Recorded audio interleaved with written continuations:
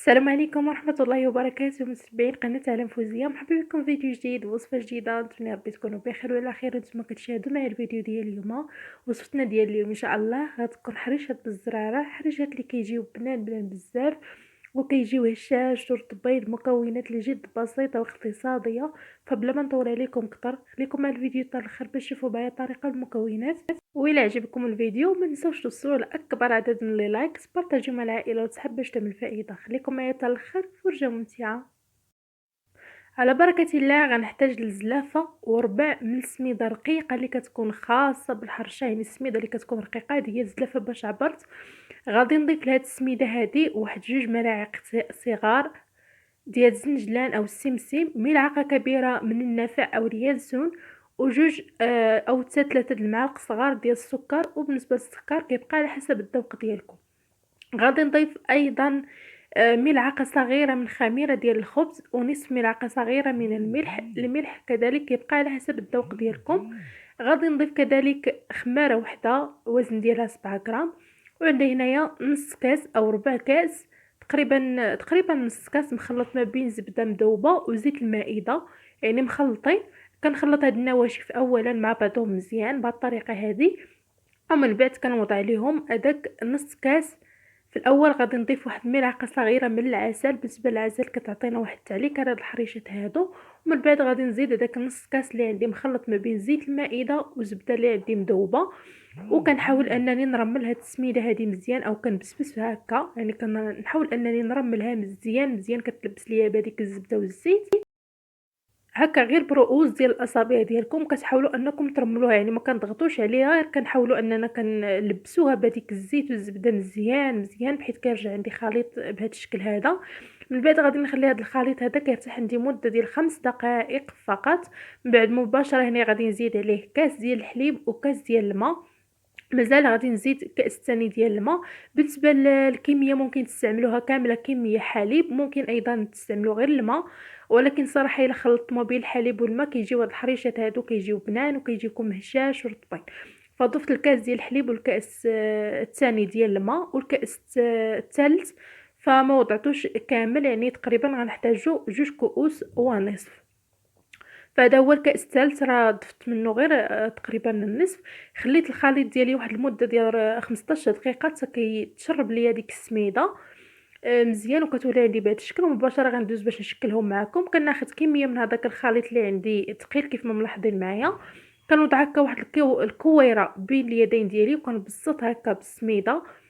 ممكن تستعملوا غلاقه كما مستعمله انايا، او ممكن تشكلوهم غير باليد ديالكم كما غنكملهم انايا.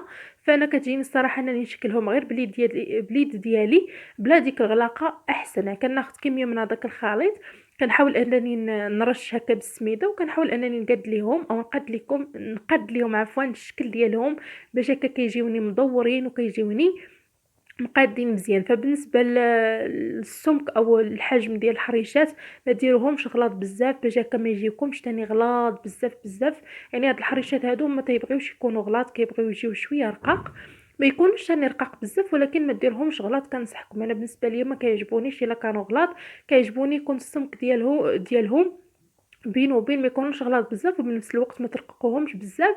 صافي كنبسطهم هكا بين اليدين ديالي وكنحاول انني نرش بالسميده باش هكا ما كيلتصقوش ليا في اليد ديالي وما كيلتصقوش ليا كذلك في المقلاة. وهنايا جانبا كيف ما ملاحظين معايا راني كل حريشه كنقادها كنوضعهم جانبا في مقلاة اللي عندي فوق النار اللي كتكون متوسطه. يعني كل حبه كنقادها كنوضعها في المقله.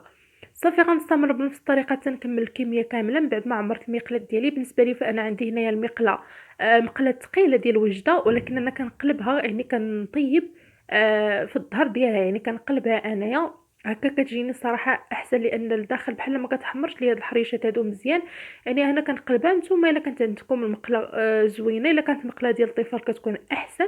ما كانش غطيبوا في المقله ديالكم عادي. بالنسبه للنار كتكون متوسطه، ما تكونش ناقصه بزاف وبنفس الوقت ما تجهدوهاش بزاف.